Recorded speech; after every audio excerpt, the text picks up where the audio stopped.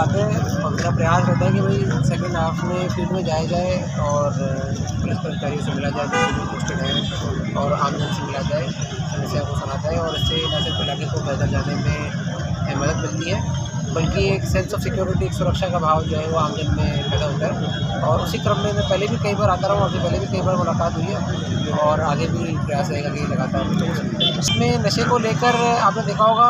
पहले से स्थिति बेहतर है और लगातार हम जो नशे के ऐसे इलाके हैं जो हॉटस्पॉट्स हैं वहाँ पे लगातार गहनता से पहले भी चेकिंग करते रहे लेकिन उसको थोड़ा सा और बढ़ा दिया है। और अभी हमने रिपोर्ट की मीटिंग भी करी थी 2 दिन पहले जिसमें जो केमिस्ट एसोसिएशन है, फार्मेसी एसोसिएशन उनको भी बुलाया था और ड्रग कंट्रोल ऑफिसर्स को भी बुलाया गया था और उनके साथ में एक संयुक्त टीम बना के जो ऐसे दुकान हैं जहाँ पर इस प्रकार की चीज़ें या फिर ऐसे कई बार क्या होता है कि ये जो मेडिकल नशा होता है दुकानों के अलावा भी और कुछ ऐसी दुकानें होती हैं जो मेडिकल शॉप नहीं होती बट वहाँ पर या कोई चाय की दुकान हो गई या और ऐसी तो वहाँ पर जो चीज़ें करेंगे लेकिन साथ के साथ जो सही काम कर रहे हैं, जो बढ़िया काम कर रहे हैं उनको कभी भी किसी प्रकार की कोई असुविधा नहीं आने देगी। सर मेडिकल नशे वाला एक बार तो जो पकड़ लिया जाता है कार्रवाई हो जाती है लेकिन कुछ दिन बाद वो फिर खोल लेते हैं सर, ऐसा? इसमें देखिए बात क्या है कि जो मेडिकल नशा जब पकड़ा जाता है तो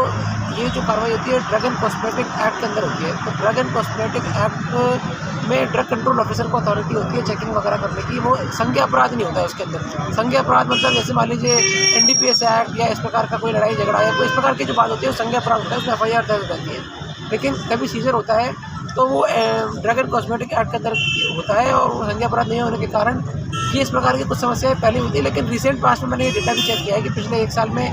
ऐसी कितनी शॉप्स हैं जो पहले कभी सील हुई हैं और वापस रीओपन हो गई हैं, तो ऐसा नहीं हुआ है। लेकिन एक जो नया ट्रेंड अभी देखने को मिलता है कि भाई जो मेडिकल नशा वगैरह या फार्मास्यूटिकल ओपियोइड्स हैं ये मेडिकल शॉप्स, फार्मेसी शॉप्स पे ना बिक के कोई छोटे छोटे मतलब कोई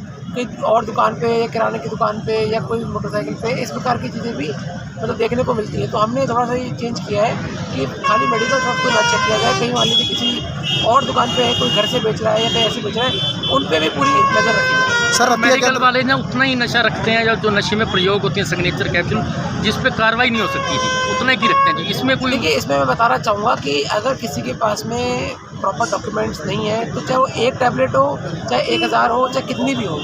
वो तो इक्वली लॉ एप्लीकेबल होता है। और अगर आपसे भी निवेदन है, वैसे तो जो अपना मीडिया है वो बहुत जागरूकता लगातार बताते भी रहते हैं, लेकिन आपको जब भी लगता है कि भाई यहाँ पर चेक करने की आवश्यकता है या यहाँ पर कोई समस्या है तो आप लगातार आगे भी बताएं और कार्रवाई करेंगे। सर हत्या में ट्रैफिक में ट्रैकडाउन जो शुरू किया अभियान, हाँ जी, जिले में कितनी सफलता है आपने? नहीं, ऑपरेशन ट्रैकडाउन के अंतर्गत फतेहाबाद पुलिस ने बढ़ चढ़कर सफलता प्राप्त की है। 5 नवंबर से ये अभियान शुरू हुआ था और मैं आपको बताना चाहूँगा कि 20 नवंबर को समाप्त नहीं हुआ है, अभी भी जारी है। तो अगर असले या आर्म्स के रिकवरी की बात करें तो 20 असले अभी तक इसमें बरामद किए जा चुके हैं। 52 जो हथियारबंद और गिरोहबंद अपराधी थे उनको पकड़ा जा चुका है। इसके अलावा 5 नवंबर से आज तक जिला पुलिस ने लगभग 180 अन्य अपराधी जो 52 हथियारबंद या गिरोहबंद या कुख्यात अपराधी उनके अलावा 180 अपराधी पकड़े हैं। 38 के आसपास इसकी शीट खोली है और सभी कारणों ने इसमें बहुत बड़ी सफलता हासिल करी है और आगे भी इसमें बढ़िया काम। ट्रैफिक में मैं आपको थोड़ा सा बताना चाहूँगा कि मतलब कई बार लोगों को थोड़ा मैसेज देने के लिए हम चलानी वगैरह की प्रक्रिया होती है कि मान लीजिए किसी ने गाड़ी रास्ते में रोक के खड़ी कर दी तो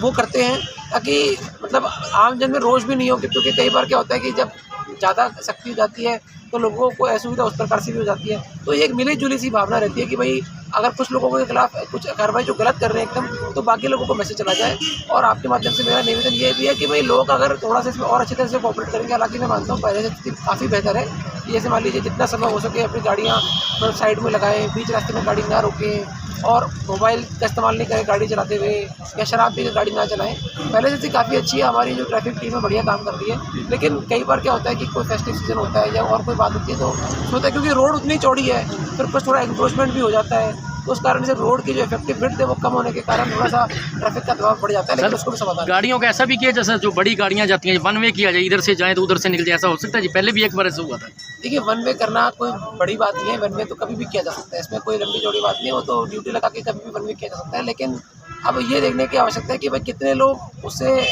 समर्थन करते हैं या उससे संतुष्ट हैं। वन में करना तो देखिए किसी भी रास्ते में कोई कभी भी कर सकते हैं जी। बाज़ारों के अंदर कहीं तो बहुत ज़्यादा जाम लगा रहता है, लगातार लोग परेशान होते हैं, तो उनके लिए फिर कोई नहीं, मैंने जैसे आपको बताया कि कई बार क्या होता है बाज़ारों के अंदर जाम लगने की स्थिति क्या होती है कि दुकानदार वगैरह अपना सामान दुकानों के आगे काफ़ी रख लेते हैं, है ना। तो जो इफेक्टिव विड्थ है, जैसे मान लीजिए ये 60 फुट चौड़ी रोड है तो 10 फुट अगर दोनों तरफ से लोगों ने सामान रख लिया तो इफेक्टिव विड्थ कम हो जाती है। तो हमारे जैसे ERP वगैरह हैं, हमने उनको पहले भी बोला है कि आप लगातार मुनादी करवाएं कि अपना सामान पीछे हटाएं, वरना नियमानुसार लीगली कार्रवाई की जाएगी। तो उसको और थोड़ा सा अग्रेसिवली करेंगे जी। तो अगर कहीं कैलेंडर देना पड़ा तो वो भी देंगे, और नगर निगम नगर पालिका के साथ में भी कार्रवाई करेंगे, ताकि जो इस प्रकार की चीज़ें तो विड्थ थोड़ी बढ़ जाएगी, उसी से अपने आप सर जी। मैं आपको बताना चाहूँगा कि खाली अगर क्रैकडाउन की बात करें तो लगभग 4.5 करोड़ रुपए की जो प्रॉपर्टी है हमने अटैच करवा दी है। अटैच का मतलब क्या होगा कि भाई उसको आगे बेचा नहीं जा सकता है और उसके कोई ट्रांजैक्शन नहीं हो सकता है। तो इससे डेफिनेटली ऐसे लोग जो इस प्रकार की चीज़ों में संलिप्त होने का मन बना रहे हैं या ऐसे कुछ असामाजिक तत्व हैं, तो उनको दिमाग में ये बात बैठ जाएगी कि भाई अगर ये सब करके कुछ पैसे आ भी गए और उसको कोई इन्वेस्ट कर दिया या कोई ऐसा कुछ सामान खरीद लिया, कोई प्रॉपर्टी खरीद ली, तो इवेंचुअली वो अटैच हो जाती है। तो उनका जो भी अपराध के द्वारा धनोपार्जन किया जाता है वो समाप्त हो जाता है। तो मैं बिल्कुल मानता हूँ कि ये एक लॉन्ग टर्म और सक्सेसफुल स्टेप है। ठीक है सर।